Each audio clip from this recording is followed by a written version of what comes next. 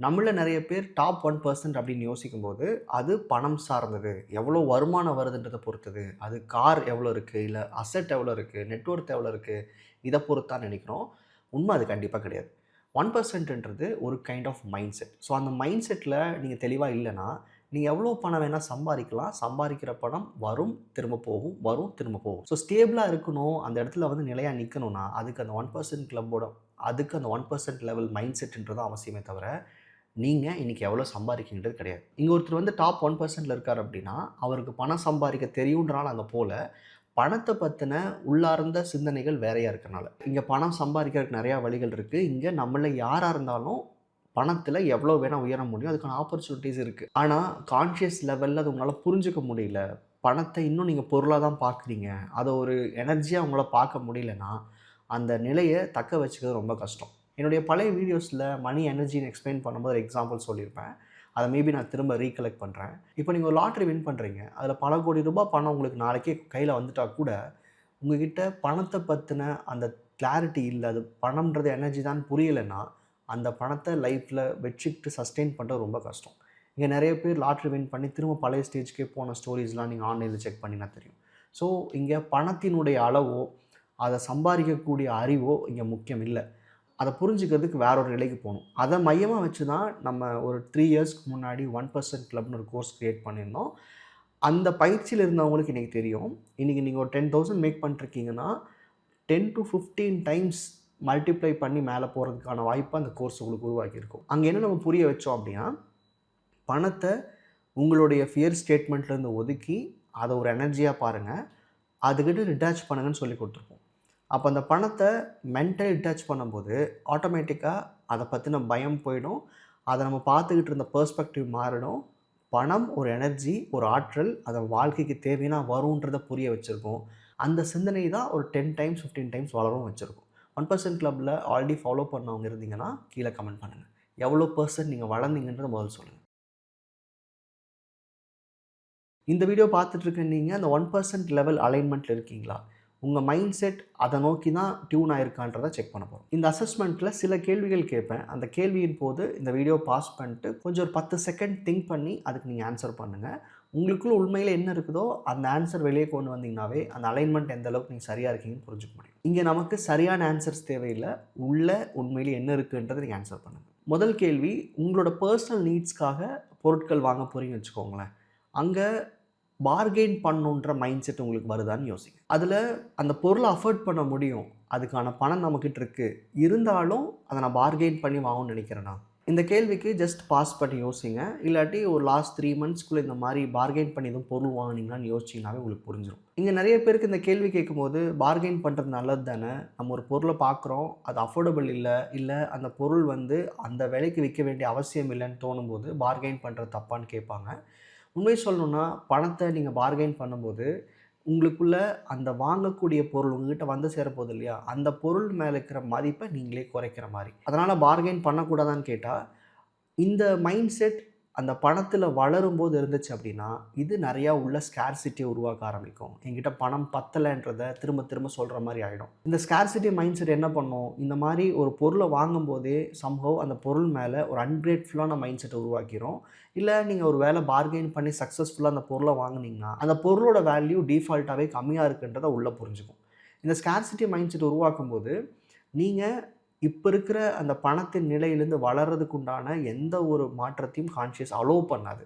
ஏன்னா, ஒரு நெகட்டிவா, இல்ல ஒரு பயத்தோட, இல்ல பற்றாக்குறையோட சிந்தனைகள வச்சுக்கிட்டு, வாழ்க்கை மட்டும் எப்படி அபரிவிதமா மாறும்? இங்க பார்கெயின் பண்றது ரொம்ப இயல்பான விஷயமா இருந்தாலும், இந்த டிரான்சிஷன்ல இருக்கும்போது, அதாவது என்னுடைய பண நிலைய நான் மாத்திக்கணும், மணி எனர்ஜின்னு புரிஞ்சுக்கணும்னு சொல்லும்போது, இந்த பார்கெனிங் மைண்ட் செட்லேருந்து வெளிய வந்தா மட்டும் தான், உங்களால அந்த 1% லெவல் மைண்ட் செட்ட அடைய முடியும்.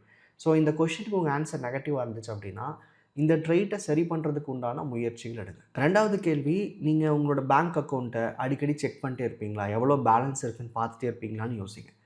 இப்ப நீங்க தொடர்ந்து பேலன்ஸ் இருக்கான்னு பார்த்துட்டே இருக்கீங்கன்னா, உங்களோட தாட் ப்ராசஸ் எப்படி இருக்குன்னா, இந்த மாசம் இல்ல இந்த டைம்ல எனக்கு இவ்வளோ பணம் இருக்கணும். அது இருக்கா இருக்கான்னு பார்க்கும்போது, செல்ஃப் செக் பண்ணிட்டே இருக்கும்போது, அந்த இடத்துல ஒரு ஃபியர் உருவாகுது. பொதுவா நம்மகிட்ட காசு நெறையா இருக்கும்போது செக் பண்ணுவோமா மாட்டோம். அப்ப நம்மகிட்ட பணம் கம்மியா இருக்கிற அந்த தாட் ப்ராசஸ் இருக்கிறனால தான் அடிக்கடி அது இருக்கா இருக்கான்னு பார்த்துட்டே இருப்போம். அந்த அளவ கால்குலேட் பண்ணிட்டே இருப்போம்.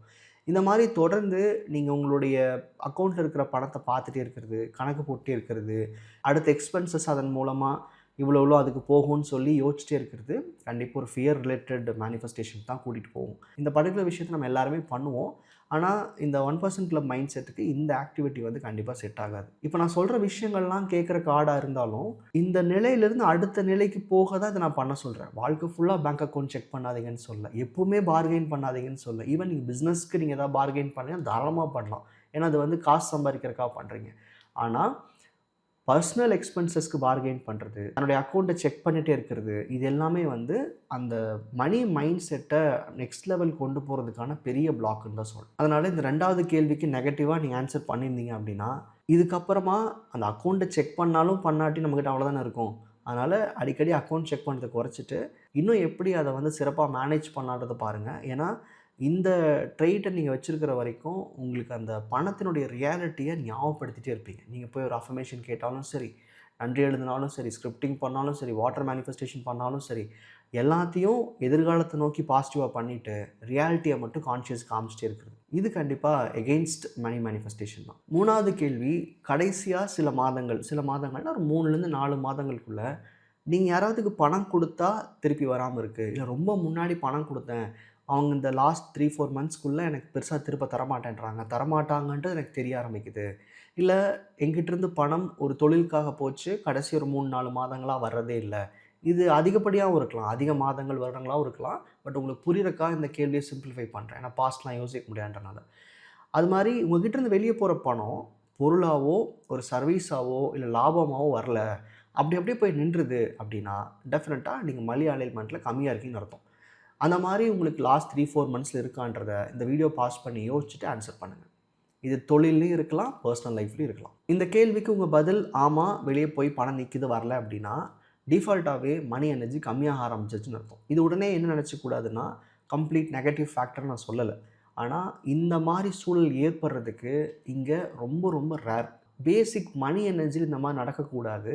பணம் கம்மியாகிறது, பணம் நிற்கிறது, இல்லை போயிட்டு திரும்ப வராமல் இருக்கிறது நமக்கு ஒரு சர்வைவல் நீடையே ஸ்டாப் பண்ணுறதுக்கான தாட் ப்ராசஸ் தானே. இப்போ நான் கேட்ட கேள்வியில் நீங்கள் ஆமாம் என்னுடைய பணம் வந்து கடைசி சில மாதங்களாக வெளியே போய் நிற்குது, வரமாட்டேங்குது நீங்கள் ஃபீல் பண்ணுறீங்கன்னா சம்வேர் ஒரு பேசிக்காக தேவைப்படுற மணி எனர்ஜி உங்கள்கிட்ட குறைய ஆரம்பிச்சிச்சுன்னு அர்த்தம். இந்த சூழல் இருக்குது அப்படின்னா இதுக்கு நீங்கள் இன்றைக்கி நடக்கிற எக்ஸ்டர்னல் விஷயங்கள் காரணம் இல்லை. நான் கொடுத்தவருக்கு பண பிரச்சனை நினச்சிப்போம், இல்லை இந்த சீசனில் தொழில் சரியாக இல்லைனாலும் பணம் வரல நினச்சிப்போம். அது உண்மை கிடையாது. உங்கள்கிட்ட பணம் வரது பிளாக் ஆகுதுன்னா இதுக்குண்டான விதைகள் அப்படின்றது 6 மாதம் 1 வருஷத்துக்கு முன்னாடியே போட ஆரம்பிச்சிருப்பீங்க. அப்போ பணத்தை பற்றின ஒரு ஃபியர் ஸ்டேட்மெண்ட்டோ இல்லை பணத்தை பற்றின மோசமான பேச்சுக்களோ என்ன வேணால் காரணமாக இருக்கலாம். ஆனால் இந்த சூழல் இருக்கீங்கன்னா புரிஞ்சுக்கணும், பணம்ன்றது நம்ம லைஃபோட பேசிக் சர்வைவல் நீட். அது ஒருத்தருக்கு வராமல் நிற்குதுன்னா டெஃபினட்டாக இங்கே மணி எனர்ஜி ரொம்ப லோவாக இருக்குது. இந்த இடத்துல நீங்கள் கண்டிப்பாக அது ஏன் எனக்கு வரல, இவங்க ஏன் எனக்கு தரல, இதனால் எனக்கு பணம் வரல, நிறையா சுயசிந்தனைகளை உருவாக்கியிருப்பீங்க. ஸோ இது 1% லெவலுக்கு உங்களை கொண்டு போக விடாது. இங்கே நான் ஒரு சின்ன விஷயத்தை திரும்ப ரீகலெக்ட் பண்ணோம். நான் முதலே சொல்லியிருந்த மாதிரி 1% லெவல்ன்றது நீங்கள் எவ்வளோ பணம் சம்பாதிக்கிறீங்கிறது கிடையாது. பணத்தை நீங்கள் என்ன மைண்ட் செட்டோட பார்க்குறீங்கன்றது தான். பணம் அப்படின்றது ஒரு ஃப்ளோ ஸ்டேட்லேயே இருக்கணும். வெளியே போகணும், வரணும், உங்கள்கிட்ட அந்த பணம் வரத்தை நீங்கள் செலவு பண்ணணும், அதுக்கு உங்களுக்கு எக்ஸ்பீரியன்ஸ் கிடைக்கணும். ஸோ பணம்ன்றது ஒரு சர்க்குலேஷன்லேயே இருக்கும், ஒரு மொமெண்டம்லேயே இருக்கும். அப்படி இல்லாமல் வெளியே போயிடுது வரல, இல்லை எங்கிட்ட புதுசாக உருவாக்க முடியல, பணம் அப்படியே நிற்குது அப்படின்னாவே இது நீங்கள் ஏதோ ஃப்ளோவில் மிஸ்டேக் இருக்குன்னு அர்த்தம். கடைசியாக 1% லெவலுக்கு உங்கள் மைண்ட் செட் போகிறதுக்கு ரொம்ப முக்கியமான விஷயம் அப்படின்றது பணம் இங்கே எல்லா தேவைகளுக்கும் முதன்மையானது. பணம் தான் வாழ்க்கையோட அடிப்படை. பணம் மட்டும் இருந்தால் போதும் அப்படிங்கிற மைண்ட் செட்டை உங்களுக்கு இருக்கா இல்லையான்னு இந்த கேள்வி கேட்டுக்கோங்க.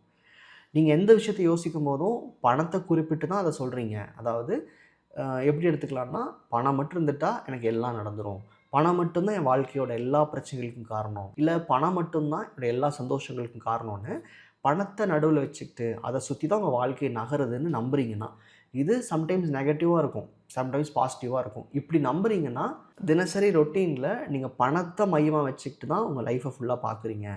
இல்லை பணம் தான் என் லைஃப்பில் பிரச்சனைன்னு நினைக்கிறீங்க. அது பாசிட்டிவாக இருக்கலாம், நெகட்டிவாக இருக்கலாம், எப்படினா இருக்கலாம். ஸோ பணத்தை மையப்படுத்தி தான் உங்கள் சிந்தனைகள் ஓடுதா அப்படின்றதுக்கு இந்த வீடியோவை பாஸ் பண்ணிட்டு ஆன்சர் பண்ணுங்கள். இங்கே நமக்கு சரியான பதில்கள் தேவையில்லை. உங்களுக்குள்ள உண்மையில் என்ன இருக்குதுன்னு யோசிச்சு பதில் சொல்லுங்கள். ஒருவேளை உங்கள் பதிலில் ஆமாம் பணத்தை வச்சு தானே வாழ்க்கையே இருக்குது, பணம் தானே எல்லாத்தையும் டிசைட் பண்ணுது அப்படின்னு சொல்கிறீங்கன்னா நீங்கள் பணம்ன்றது எனர்ஜின்னு புரிஞ்சுக்கிறதுலேருந்து ரொம்ப தூரம் வெளியே போயிட்டீங்கன்னு அர்த்தம்.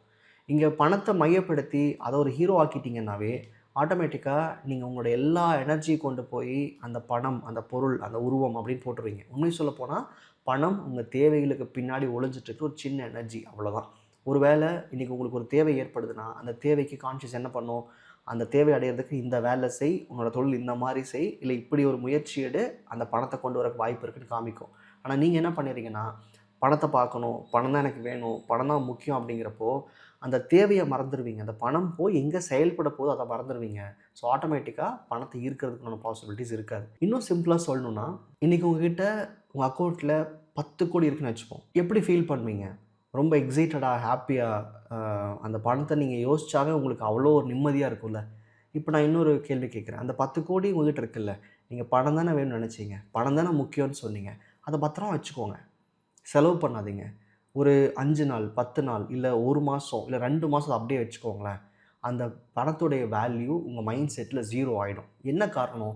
நீங்கள் எவ்வளோ பணம் வேணால் வச்சுருக்கலாம், நீங்கள் எவ்வளோ பணம் வேணால் சம்பாதிக்கலாம், ஆனால் அதை செலவு பண்ணால் மட்டும்தான் அந்த பணம் உங்களோடது. இந்த வீடியோ பாஸ் பண்ணிட்டு திரும்ப இந்த ஸ்டேட்மெண்ட்டை புரிஞ்சுக்க ட்ரை பண்ணுங்கள். நீங்கள் செலவு பண்ணுற பணம் மட்டும்தான் உங்களோடது. அப்போது இங்கே பணம் தனிப்பட்ட முறையில் ஒன்றுமே செய்யாது. நீங்கள் எவ்வளோ பணம் வச்சுருந்தாலும் அது வேஸ்ட்டு.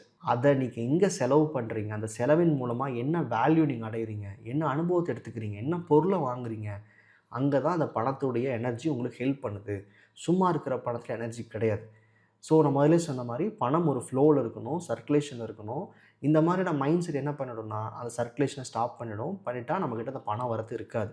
இருக்கிற பணம் சம்டைம்ஸ் வெளியே போகிறதுக்கும் இதே தான் காரணம். இங்கே நான் கேட்ட 4 கேள்விகளில் நிறைய விஷயங்கள் நெகட்டிவாக இருந்துச்சுன்னா, உங்கள் மைண்ட் செட்டை நிறையா சரி பண்ணிக்க வேண்டிய அவசியம் இருக்குன்னு அர்த்தம். உண்மை சொல்லணுன்னா, இன்றைக்கி நீங்கள் 0ல் இருங்க, மைனஸில் இருங்க. பணம் மட்டும் மேனிஃபெஸ்டேஷன் ப்ராசஸில் ரொம்ப ரொம்ப ஈஸி. ஏன்னா நம்ம அது அடிப்படை தேவையில் வச்சுருக்கிறதுனால அதை சுற்றி இருக்கிற சிந்தனைகளை ஈஸியாக மாற்றிக்க முடியும், அதை அப்கிரேட் பண்ணிக்கவும் முடியும். ஸோ 1% லெவலுக்கு உங்கள் மைண்ட் செட்டை கொண்டு வர நினச்சிங்கன்னா, இங்கே நான் பேசின அந்த 4 கொஷின் இருக்கிற அர்த்தத்தை புரிஞ்சுக்கிட்டு அந்த சிந்தனையை மாற்ற முயற்சி பண்ணுங்கள். இல்லை 1% கிளப் கோர்ஸ் தனியாகவே வச்சுருக்கேன், பட் கோர்ஸ் வாங்கணும்னு அவசியம் இல்லை. இப்போ நாங்கள் என்ன பண்ணிட்டோம்னா அதை கம்யூனிட்டியாக கொண்டு வந்துட்டோம். அந்த கோர்ஸ் தனியாக வாங்கும்போது 10,000 ப்ளஸ் வரும். ஆனால் இப்போ நீங்கள் அது மந்த்லி 888 ஆக்சஸ் பண்ண முடியும். அங்கே நான் உங்களுக்கு அதை எக்ஸ்பிளைன் பண்ணுறதுக்கும் நானும் அவைலபிளாக இருப்பேன். நீங்கள் மந்த்லி நிறைய ரிவ்யூ கால்ஸ் இருக்கும். இதே மாதிரி ஃபாலோ பண்ணுறவங்களோட சேர்ந்தும் இந்த பயிற்சிகள் நீங்கள் பயணிக்கவும் முடியும். ஸோ 1%ல பொறுத்த வரைக்கும் அடிப்படையில் நீங்கள் பணத்தில் எங்கே இருந்தாலும் அங்கேருந்து ஒரு 10லேருந்து 15 மடங்கு வளர்கிறது ரொம்ப ஈஸி.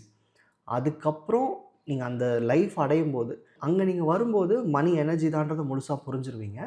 அதனுடைய நெக்ஸ்ட் லேயர் தான் இப்போ நான் ரீசெண்டாக பர்சனல் கோச்சிங்கில் ஸ்டார்ட் பண்ணியிருக்கேன், எலிட் கிளப்னு சொல்லிட்டு. ஸோ 1% கிளப் இப்போ உங்களை வந்து ஒரு எல்கேஜி டு 12th வரைக்கும் கொண்டு போயிடும் மணியில். அதுக்கு மேலே போகிறதுக்கு 1% கிளப் பயன்படாது. ஸோ அதுக்கப்புறம் போகிறதுக்கு எலிட்னு ஒரு லெவல் இருக்குது. அதை பற்றி தெரிஞ்சுக்கணுன்னா நீங்கள் வாட்ஸ்அப் பண்ணுங்கள், டீட்டெயில்ஸ் நான் ஷேர் பண்ணுறேன். நன்றி.